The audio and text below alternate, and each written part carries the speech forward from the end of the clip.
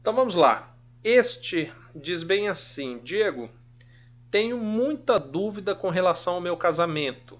Ótimo. Eu me relacionei com uma pessoa há uns 10 anos atrás. 10 anos atrás se relacionou com uma pessoa. Desta relação temos um rapaz de 16 anos, ou seja, tiveram inclusive filho dessa relação de 10 anos atrás. Nós moramos na casa da minha mãe por uns 3 anos, mas sempre brigando.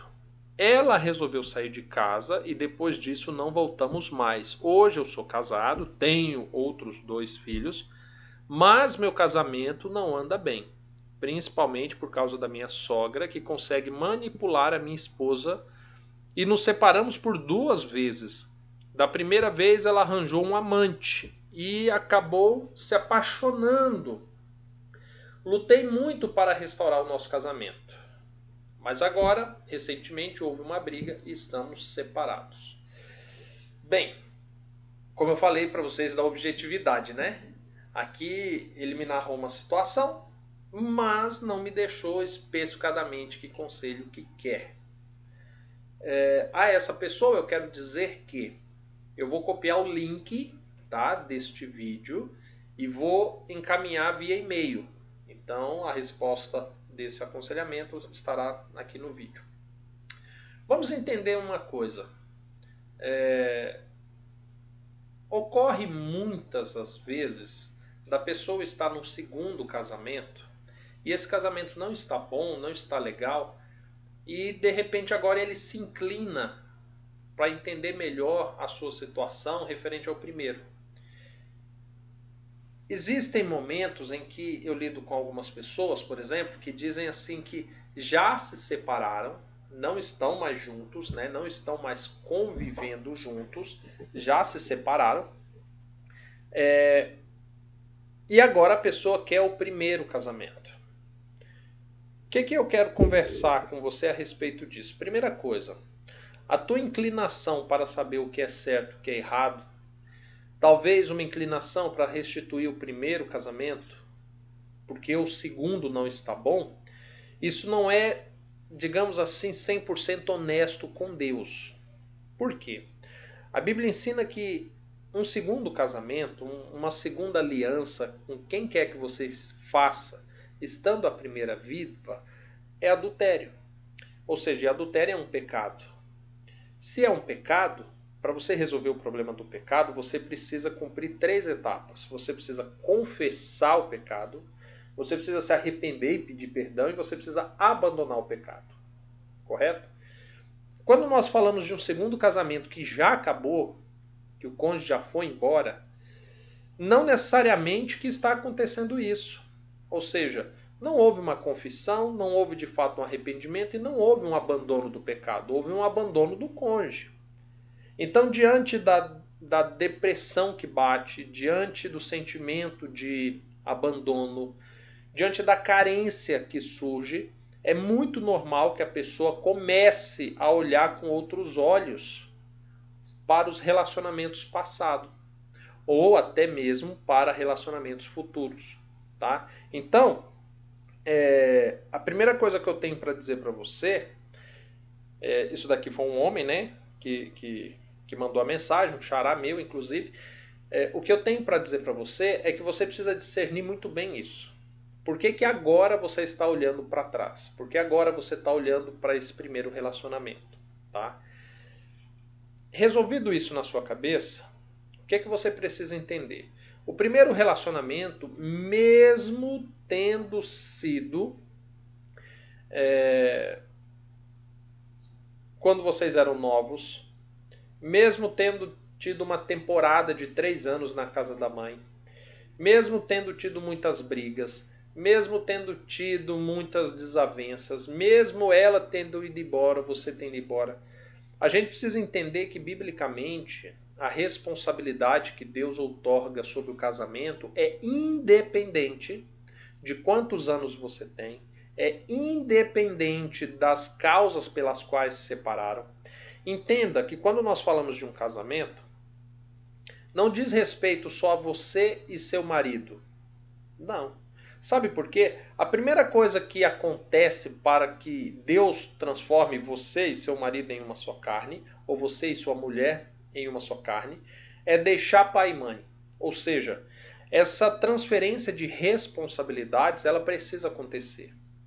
E quando nós falamos de transferência de responsabilidades, significa que até o momento em que você se decide em morar com uma mulher ou morar com um homem, a responsabilidade está sobre seus pais. Ou seja, embora você possa alegar que era novo, que era inexperiente, que era imaturo, etc. e tal, seus pais não eram.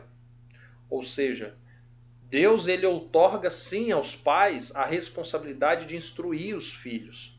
E não dá para a gente falar assim, mas eu era muito jovem. Tudo bem, seus pais não eram. E existe uma responsabilidade sobre eles. Eles deveriam ter instruído acerca do que você estava entrando, certo? Nós vemos na Bíblia também que existe bênçãos e maldições que se passam de pai para filho. Ou seja, um pai que leva uma vida errada, ele vai colocar fardo sobre a vida do filho. Quer seja pelo exemplo, quer seja por aquilo que é ensinado, quer seja por uma maldição.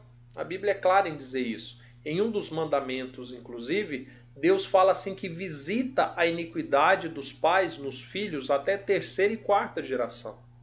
Ou seja, o fato de ser novo, de ser num passado muito distante, cumpriu todos os requisitos para se tornar uma só carne, mas agora hoje, fala assim, nossa, Diego, eu era novo, é há muito tempo atrás, eu não sabia o que estava fazendo. Bem, questiona-se se você sabia ou não o que estava fazendo, mas já não questiona que os seus pais, os pais da tua esposa ou do teu marido, sabiam o que estava acontecendo ali. Eles poderiam ter intervido, eles poderiam ter impedido, eles poderiam ter aconselhado. Então agora não tem como nós falarmos que, mas isso é muito tempo atrás, eu não tinha sabedoria. Gente, infelizmente. Sabe qual que é o maior desafio que eu vejo nos dias de hoje? Aqui do Manual do Casamento, e sinceramente, cansa, desanima e de vez em quando passa inclusive uma sombra de desejo de desistir, porque parece que é algo impossível. Nós vivemos hoje num mundo onde a sociedade não dá valor ao casamento. A sociedade dá valor ao prazer que o casamento proporciona. Só que o prazer que o casamento proporciona muitas das vezes é confundido com o prazer que um namoro proporciona, que um crush proporciona, que uma ficada à noite na balada sem compromisso proporciona, com a vida que de solteiro proporciona. E o que acontece diante de tudo isso? Nós vivemos numa sociedade onde eu abrir a Bíblia para você e falar que na Bíblia você não encontra namoro, que você não encontra uma pessoa que se casa com outra tendo beijado 2, 3, 4, 5, 10 pessoas antes, que isso seja normal. Sabe? Isso é loucura.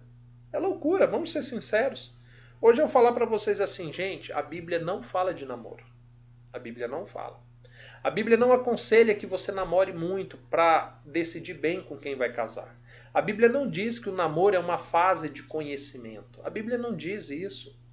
A Bíblia diz que se porventura você conheceu a família, você conheceu a pessoa, se agradou aos olhos e agora você quer se unir a essa pessoa, a partir dali começa um fenômeno espiritual onde Deus vai unir vocês dois. Ponto final. Só que hoje a sociedade que nós vivemos é tão contrário a isso, sabe? É tão no avesso disso que eu sei que esse vídeo, quem estiver assistindo pela primeira vez, inclusive pode se identificar aqui no chat, vai olhar para mim e falar assim, quem é esse louco? O que é esse manual do casamento que está ensinando essa loucura? Que história é essa? Uma pessoa só para a vida toda? Que absurdo é esse? E eu sei que é um absurdo, os dias de hoje. Mas fato é que aqui nós estamos falando de um caso em que viveu-se junto, tá? Mas acabaram se tornando uma só carne. Pelas informações, Diego, que você me passou, tá bom? O que eu te recomendo, varão?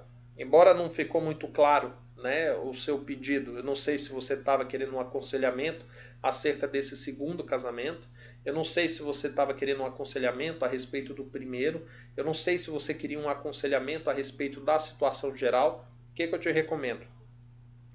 Que você ore, que você busque a Deus em oração, para que Deus te dê discernimento a respeito da sua situação. Pelo pouco que você me disse, o que eu identifico é que esse segundo relacionamento seu é adultério. Não é um julgamento próprio. Eu estou usando a Bíblia para me iluminar a respeito dessa situação, tá? E diante disso, que você ore para que Deus te confirme isso. Não tome as minhas palavras como uma verdade absoluta. Eu não estava lá. Não fui eu que uni você e sua mulher, tá bom? Quem fez isso foi Deus. E Ele é a pessoa mais indicada para dizer se de fato Ele quer que você restaure essa aliança. Se de fato você está em pecado. Biblicamente, com a lanterninha que eu tenho para te iluminar nas trevas que você se encontra, eu diria para você que é adultério. Tá bom?